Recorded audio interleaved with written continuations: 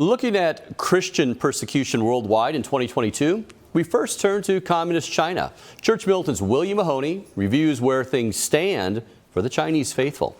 We have to think together. Vatican Secretary of State Cardinal Pietro Parolin, the chief architect of the secretive China-Vatican Accord, oversaw the accord's renewal in October.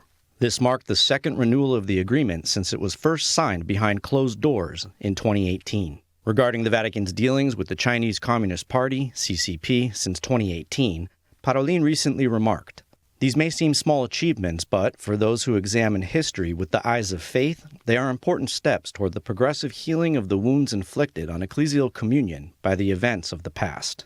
But despite the high-ranking cardinal's words, the Vatican's dealings with Communist China under Pope Francis have inflicted more wounds on China's underground church. That is, faithful Chinese Catholics who refuse to join the communist-controlled Catholic Patriotic Association, or CPA, in favor of remaining faithful to the Holy See. In 2020, Cardinal Joseph Zen explained to Church Militant the disastrous effects of the Vatican-China Accord, along with the Vatican's encouragement that faithful Catholics join the CPA.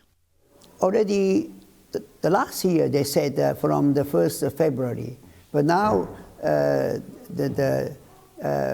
after 1 year, they repeat again. Now we really enforce those regulations. Cardinal Zen has been a staunch defender of the underground church and Hong Kong's autonomy against the CCP's ongoing power grabs in pursuit of total domination. His stance for truth and justice has made him the target of CCP smear campaigns, an arrest, trial, conviction, and fine for allegedly violating the CCP's so-called national security law. The most important thing is to pray, because we believe the only hope is really from heaven. Meanwhile, Pope Francis has yet to defend Cardinal Zen, China's underground church, or Hong Kong's autonomy. But the pontiff did recently defend the second renewal of the secretive China-Vatican Accord. You see, the communists, they don't understand the kindnesses, but they only understand strength, force. And so when the people in the underground, they are strong, they are peaceful, but they are strong, and the government can tolerate. Now no more, because the Vatican agreed to hand everything in their hands. By capitulating to the CCP, the Vatican has apparently assumed a position of weakness.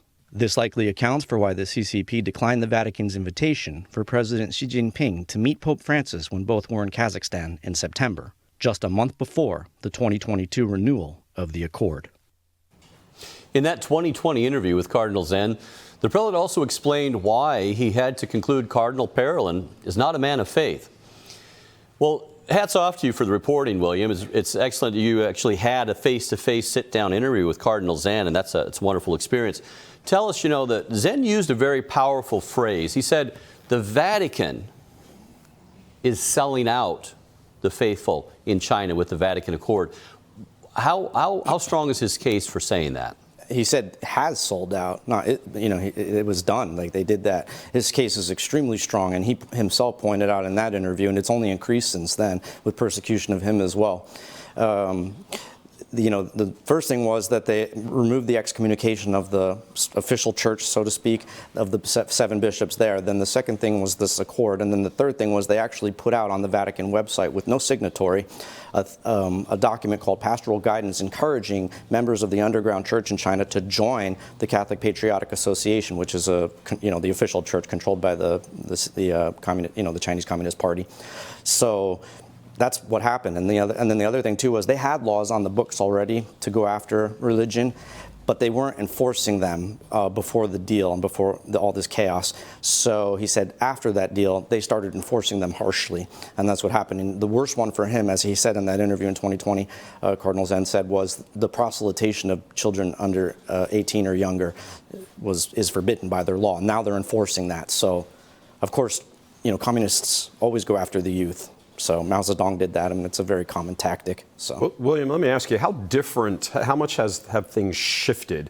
Under the reign of Pope John Paul, there was kind of a quiet, backdoor, sort of don't ask, don't tell kind of policy that the Vatican would give the CCP, here's like 4 guys who want to make bishop, and the CCP would approve the list, and then John Paul would choose, or the committee would choose the actual bishop.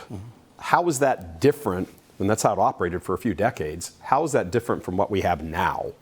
Yeah, and then after that, under Benedict, they were working on a deal, and Benedict rejected it. So it was kind of that same status quo that was going on at the time. But now, under Pope Francis, with the deal, the second renewal and all, now it's completely different because they enforce these rules against the underground church. And since the deal is secretive, Cardinal Zen himself doesn't even know what's in it, which is extremely weird considering he's only one of the 2 living cardinals in China. We don't even know what it says. We don't know who's picking the bishops. We don't. Is China picking the bishops and the church is approving, or how is that working? You know, it's kind of reminiscent of the investiture controversy in the Middle Ages between the German emperor and the Pope about who picks the bishops. Yeah. And the church has every right to pick its own bishops because it's a perfect society. So. Yeah, it's quite the. I mean, obviously, there will be much more news of this in 2023 and moving forward. So, William, thank you for the excellent reporting. You're very welcome. To us. Thank you.